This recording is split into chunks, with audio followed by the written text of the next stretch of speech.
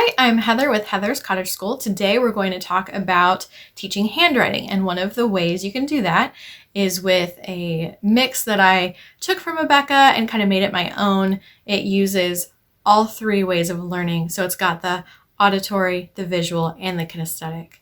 So first off, why do we need to teach handwriting? Handwriting is how we write, and writing is a form of communication. So if we can write well, we can communicate with other people, which is the goal. So I'll be showing you how I teach my students, how I say the word and how I instruct them, how I write it as I'm saying it, and then they can see it as I'm writing it.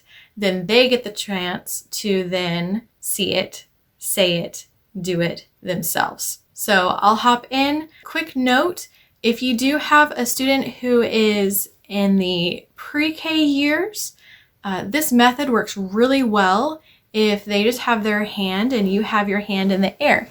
So in A, we would just make a ball and a stick, right? So their hands are still developing, their fine motor skills are still developing. So giving them the tools to know how to write the A, what it looks like, without actually forcing their little fingers and trying to fight against their developmental stage. We keep it in the air until they're ready for a pencil and ready to make that next step. Obviously for kinder up, as long as they're developmentally in that area, then definitely have them write it down, say it, do it, and look at it as you're doing it. These are all ways to help them really get a good grasp of what good penmanship looks like, how to communicate well with others. This is the first step to that communication.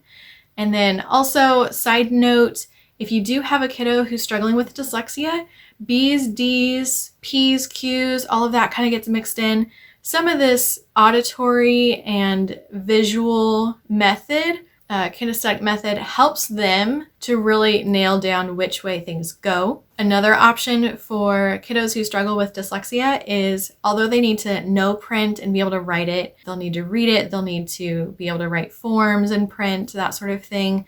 Oftentimes, kiddos who struggle with dyslexia do very well with cursive, and so they don't have those same backwards and twisted around letters because all the letters are so different in cursive. So that's an option too.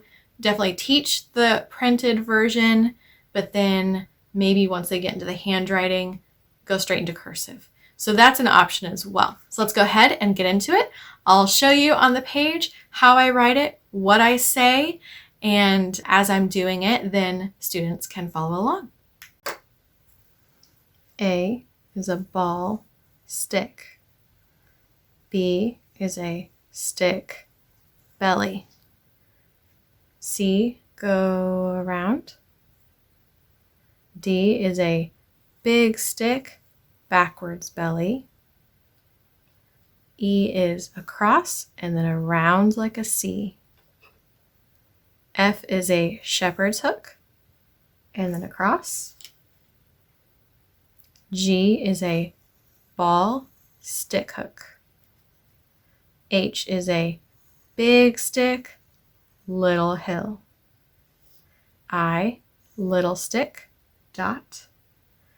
J is a stick hook, dot. K, big stick, slash, slash. L, big stick. M, little stick, little hill, little hill. M, little stick, little hill. O is a ball. P, stick with a big nose. Q, ball, stick, backwards hook. R, little stick, shepherd's hook. S, go around and back. T, big stick and then across. U, cup, stick. V, slash, slash, or make a valley. W, valley, valley. X, slash, slash. Y, little slash, big slash. Z, across, slash, across. Once they know these steps, they've heard the audio of how to make these letters, then sometimes if they're like, oh, I forgot how to make a G, all I have to say is ball, stick hook. Or how do I make a J? Stick hook, dot. So once they've heard these instructions, then they can put them into practice, and you'll hear them repeat them as they're writing them. They'll look down at their paper, ball, stick hook, dot. And that's the way that they can get practice and continually work on their letters, whereas you may not even have to write them on the board anymore. Just giving them that verbal instruction suddenly clicks into place of what they already know. And there you have it. You've got your 26 letters and how to form each of them using your hearing, your speech, your sight, and your fingers. Also, shout out to my new video editor, James. He gets to do the fun thing that he likes, which is video editing, and I get to do the fun thing that I like, which is teaching. Hooray, teamwork. So that is awesome. So glad to have him on board, and I look forward to giving you more videos in the future. I hope this helps, and as always, practice makes progress because only Jesus is perfect. I'll see you on the next one. God bless.